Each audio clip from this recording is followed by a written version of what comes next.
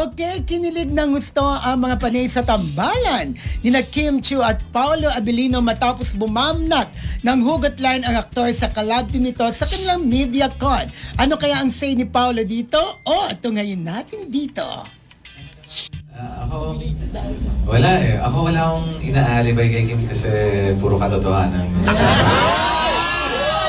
Thank you po. Please watch November 7. Whether it's in a good way or kamalian ko, di ba? Pero sasabihin ko naman kung mali.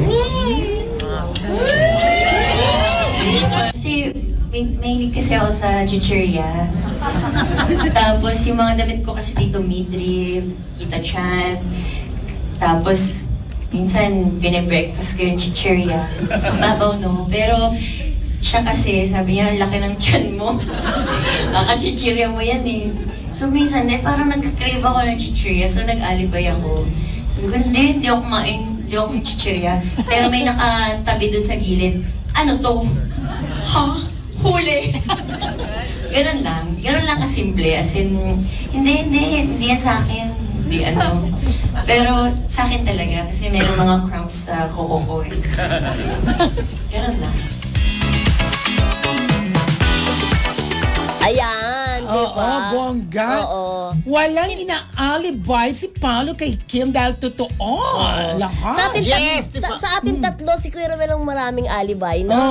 Oo. Lalo na kapag Uso naman talagang alibay, pero ako alibay na yung, kumbaga, ang white tawag sa lies. white lies. Hindi pa sa alibay, white lies, di ba? Oo, di ba? Correct. Yun na nga, si ano naman, hindi daw niya kayang... Problema na, okay, sige, okay, dalawa na lang. Correct, Go! hindi naman daw niya kayang hindi pwede naman tayong tatlo kasi nandun naman tayo, di ba? Okay na, kayo na. Okay. Yes! Go!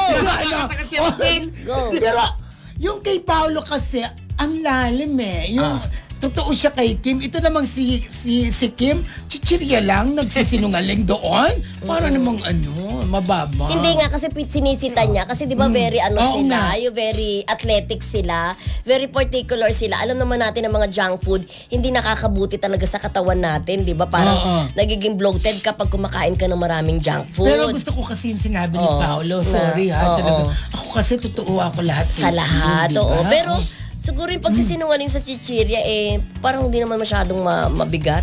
Oo nga, yun diba, na nga. Kasi minsan talaga may mga diba? times na nagkikrave ka talaga ng chichirya. Lalo si Kuya Romel, mahilig sa chichirya yan. Ay, yan. grabe. Di ba may favorite tayong chichirya friendship? Bawal banggitin. Sarap. Correct. Oo, tsaka si Ate Lina Moreno, Matagal na kaming walang chichirya. Ate Lina. Ate Lina.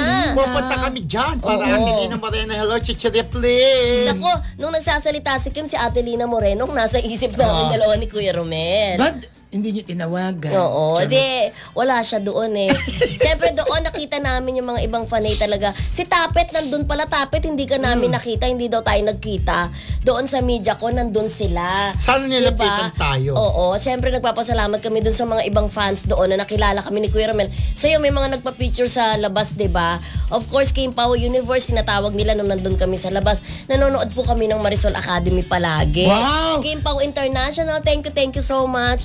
Kim Pao Green Heart Unity, of course, kahit wala sila Emily Pao, Gomez, Kim Abroad Official, thank you sa pag-acknowledge naman. Kim Pao United ni Ate Carmen. Yes, Kim Pao United, of course. Sayang invited ako pero alam niya na, hindi ako nakapunta. Kaya na-miss ko at hindi ko nakita si na Kim Pao, diba? Correct. Yes.